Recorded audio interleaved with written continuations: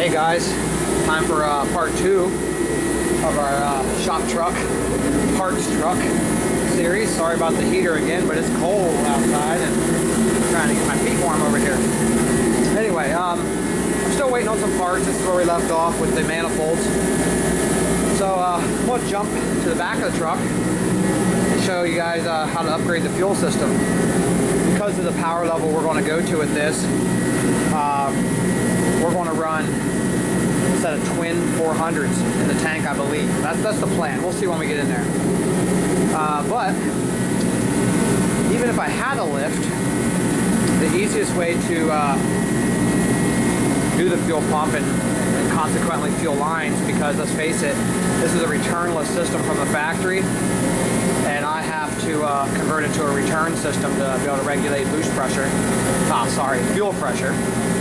So easiest way is to take the bed off. And the beds come off of these things pretty easily.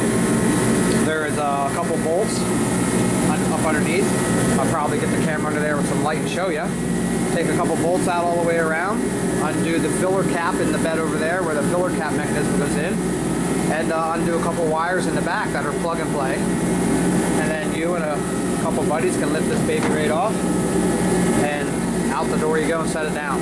And we'll just leave the bed off then, out sitting outside until it's time to go further. I'll bring all this stuff that's in the bed back in. Alright guys, so I'll pick up some video footage here with something to show you and hopefully not as much heater noise. Alright guys, lots of noise, but I want to show you. I've got 2 perch mounts up at the front of the cab here. And then looks like as you go back, you're going to find a couple other spots where it bolts fast. Looks like we got one right here too, above this shackle that we'll have to take out. So you find all those perch mounts, and then the next step will be to unhook wires, which I'll show you. Okay guys, so we got all the bolts out to the bed. We still have to take out the screws here yet. That's next. But I wanted to show you what's going on under the back under here. We have the lovely Joshina helping us today. Anyway, I'm getting snow all over my butt. So the hardest ones to get were the ones up here because I have a hitch in the way and a roll pan, so they were tricky, but the rest were really easy and straightforward. And then the rest is just unhooking the wires from your bed to here. Now we'll climb out, we'll do the gas cap fill spot, and the bed should lift right off as soon as we get a couple buddies here to help. And we'll pick up with the fuel pump footage after that. Okay guys, this one was easy. Just 2 Torx heads there, and then it looks to be like some sort of a pop pin down here. Try to pop that out.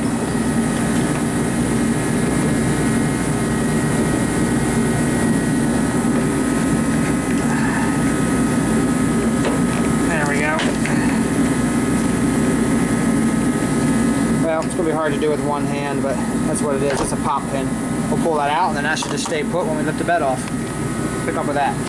Alright guys, so me and Josh lifted the bed up by ourselves till our buddies get here, just to confirm it's all separated, and it is. It's just awkward and a little heavy, so just need another set of hands or 2 to help get it up over the tires and out the door into the snow there. But as you see, now we'll have full access to the fuel pump area, and for running fuel lines and sorting out all this wonderful stuff. So just wanted to show you this. Pick up some footage when we're doing something next. Okay guys, so the bed's off. Awesome, plenty of room now. Actually going to give me some space now to even, I'm probably going to put my methanol injection fuel system, like the tank itself, under this. Make some straps and fasten it right here. And then I'll cut a hole in the bed that sits right above here. And the bed has one of them rubber mats.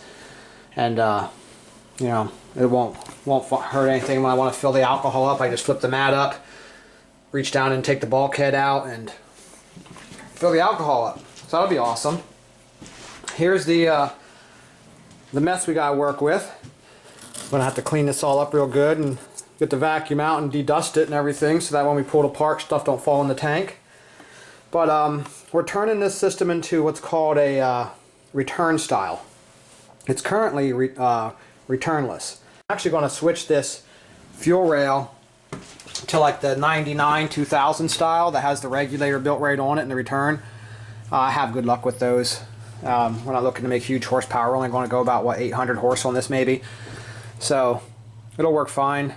And then I got the twin Walbro 400s that we got to come up with a way to fasten them in together into the tank. So that'll be one of the next steps here.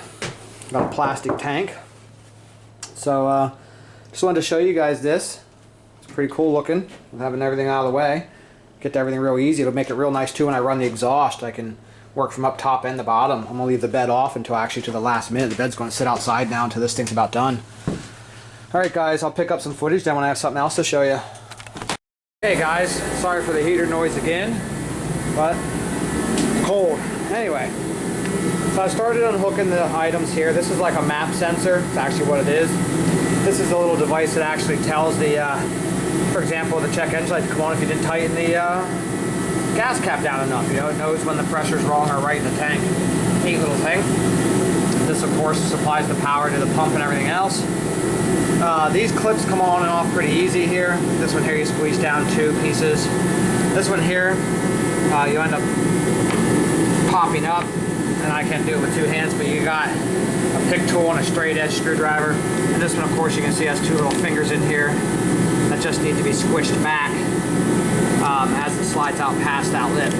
I'm going to go ahead and take them all off. And then this ring right here, actually you get a screwdriver and a hammer, and you just tap it around, and it'll unlock, and you can lift this right up out. And we'll pick up from there. Okay guys, let me show you what we have going on here.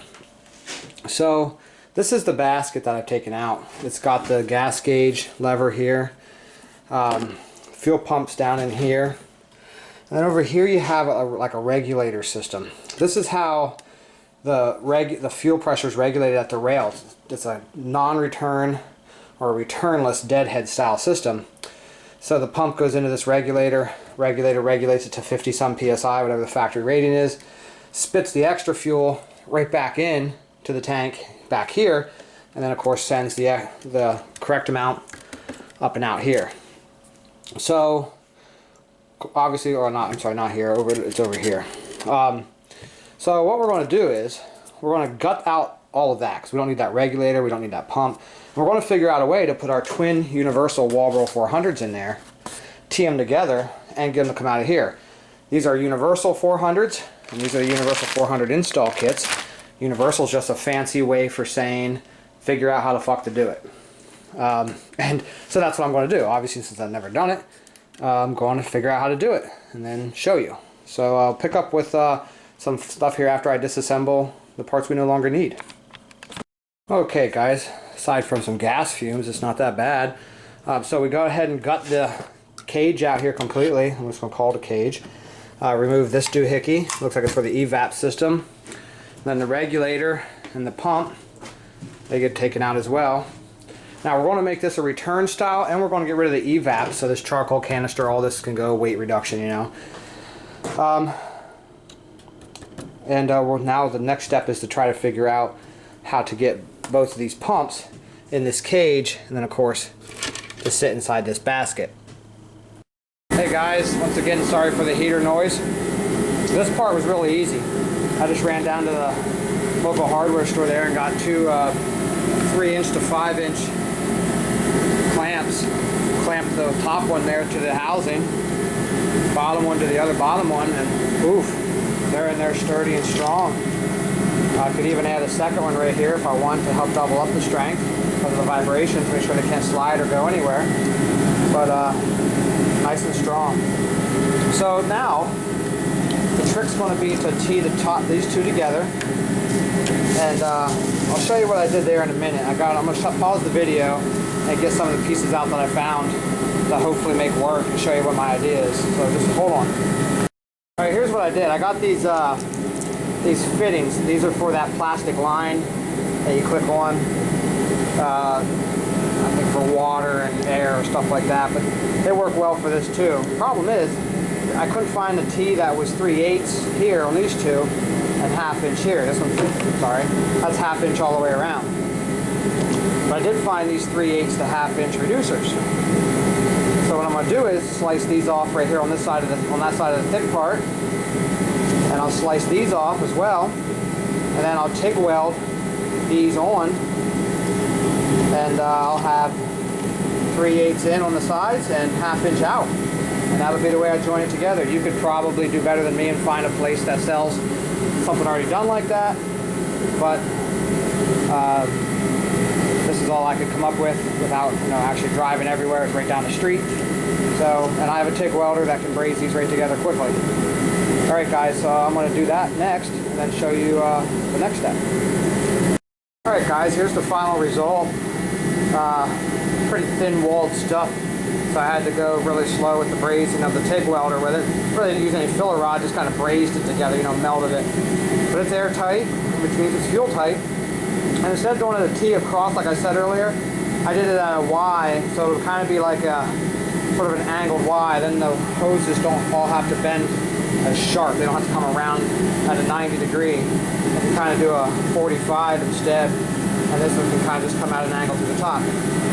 So next step will be to connect it to those two hoses, clamp it down, and figure out how I'm going to pass through with this with 1/2 inch line out of the top to run it to the front. I'll show you that step when we get to it here. Hey guys, back again. I'm always a fan of the keep it simple, stupid motto, KISS, as they say.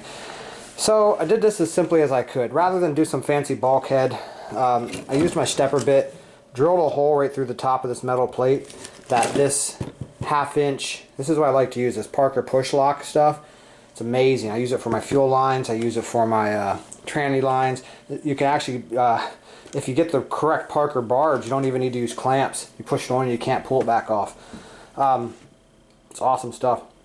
Anyway, so this is what we're going to be running for our feed, for our fuel line. So what I did was I just drilled a hole that was just slightly smaller, so this has to squeeze through, which will make that airtight, which will help with the map sensor not throwing the check engine light or any fuel sloshing out, etc., etc.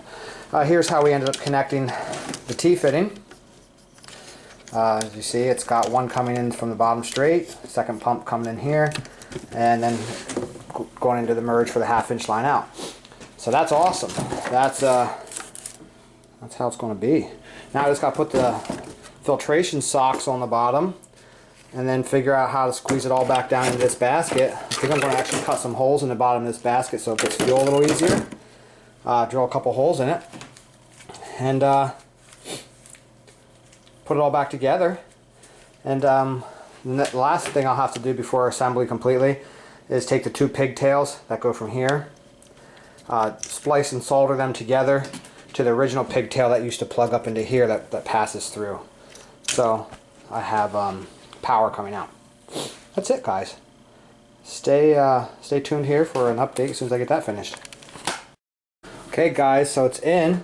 Just got to tighten that ring back down and then determine what I'm going to do.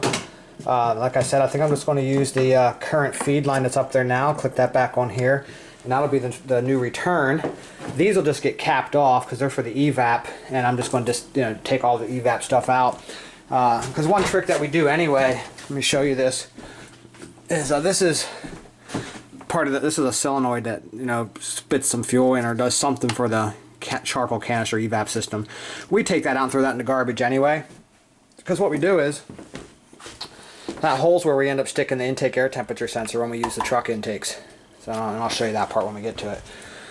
So basically that's all going to get gutted. That fuel line that you see right there will end up being the new return. I do have to determine if there's a filter somewhere along the line, and if there is, delete it. I really don't want to be blowing fuel back through a filter now, do I? So and even if there is, I could just yank that line out. I might not even use that. You know what, I might just say fuck it and just get some 3/8 line. I got a bunch of up on the shelf up there, and I'll just run fresh 3/8 all the way up to the front and just take off that factory line and filter if there is one in the way. Of course, I'll be running one of my own filters, one of our JSRP filter kits, so I won't have any use for it. But that's another segment. The fuel system part, fuel pump part 2, doesn't really involve that, although I will be showing you those steps when it goes to take the intake off, because that'll be the intake we're running. So when we do the intake, the injectors, and all that blah blah blah, that'll be another segment.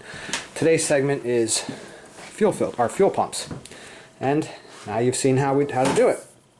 So this will end up getting ran, folded over here nicely, maybe zip tied something like this, so that it doesn't move around and flex. We'll plug back in all the, well, this here actually goes back on because that's part of the overflow from the tank, so that one doesn't get plugged. I was wrong. This one's the one that's going to get plugged. Okay. Yep, because that goes down here for when you overfill your tank. Alright guys, so that's pretty much it. Now it's just a matter of hooking these things back up, tightening that ring down. I'm going to put a plug on this, just a regular slip-on cap and a zip tie or clamp. Get rid of this, and I'll slip on a piece of 3/8 line on there and clamp it down. The return doesn't really run that much pressure. 2 clamps will hold it easy, and I'll run a fresh 3/8 line up when I run this up. They'll run up together. So that's how to install the fuel pumps, the twin wall barrel fuel pumps, in your Silverado tank, or pretty much any electronic tank for that matter. Most of them have that bucket, and a similar design can be done. What I really won't waste your time showing you is how I delete all this stuff. That just gets unbolted and thrown on the scrap pile. There's some other shit back here too under this box that goes with it, but that's all going to go bye-bye. We don't need it. All we need is feed and return, and of course that, and hook up. Now one thing I do want to point out, twin wall barrel 400s do draw more amperage than the single stock tank, and we're going through the factory wiring. There is a slight chance that when this all gets said and done, I'm going to discover that we may not have heavy enough gauge wire, or the fuse might be a little too small. We may end up having to jump the fuse up. So those are things to pay attention to down the road. The 400s are not amperage hogs, but they do draw more, of course, than a single one. So I have noticed in the past with the Porsche, I ran through the stock wiring, and other cars too, and did run into a wall where I just couldn't get any more fuel, even though the pump was rated at much higher.